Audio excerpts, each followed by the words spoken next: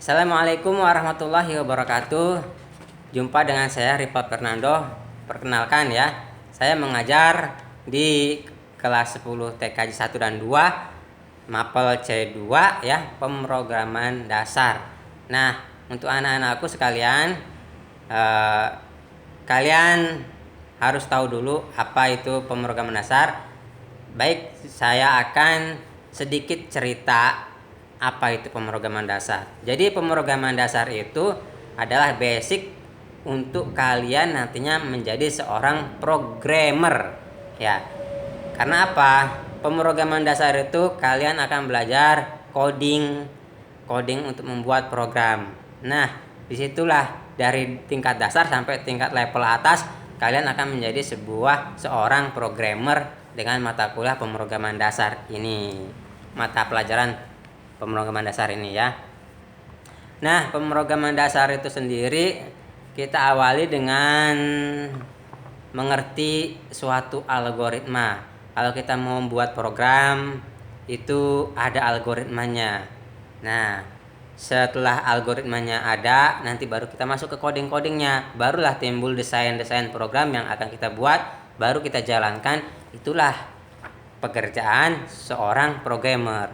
Nah, untuk itu kalian di bab awal ini akan mengenal apa itu namanya algoritma. Algoritma itu sendiri ya berasal dari nama seorang ilmuwan matematikawan muslim ya, namanya Abu Ja'far Muhammad ibnu Musa al-Khwarizmi. Nah, dia disebut sama orang barat itu menjadi sebagai algoris. Nah, dari sinilah sampai sekarang dikenal dengan nama algoritma. Jadi orang pertama kali orang menemukan algoritma itu ya Ibnu Ja'far Abu Musa al-Khwarizmi. Nah, algoris kalau kata orang baratnya diserap oleh bahasa Indonesia menjadi algoritma. Nah, itu ya orang Islam. Jadi makanya kita harus bangga sebagai orang Islam, sebagai penemuan algoritma itu orang Islam. Nah, algoritma itu sendiri definisinya adalah urutan-urutan langkah untuk menyelesaikan suatu masalah secara logika, secara sistematis. Nah, itu untuk pengertian dasar algoritma yang paling mudah.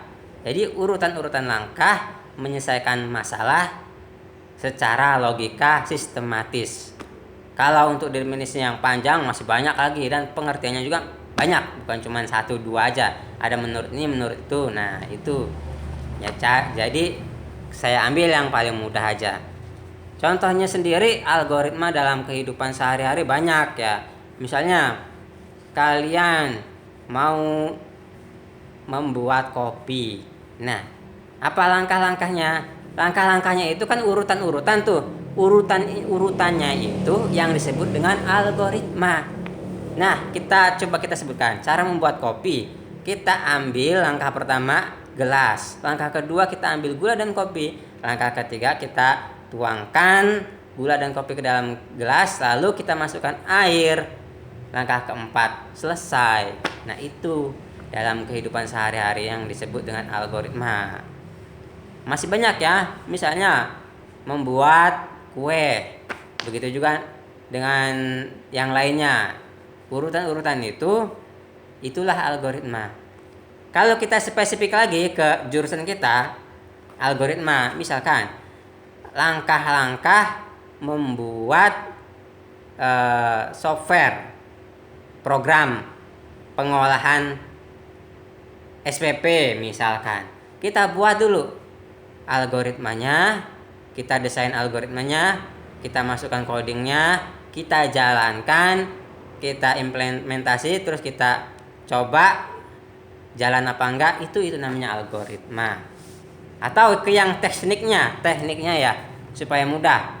Kalau yang tadi softwarenya itu lebih jelasnya nanti bisa di dalam komputer kan. Kita ke tekniknya, misalkan langkah-langkah merakit sebuah laptop atau PC. Langkah-langkahnya yang pertama misalkan ambil casingnya, terus ambil motherboardnya. Udah itu ambil komponen dari motherboard, kita pasang satu demi satu sampai selesai. Itu namanya langkah-langkah urutan itu disebut dengan algoritma. Paham ya? Nah, untuk TKJ 1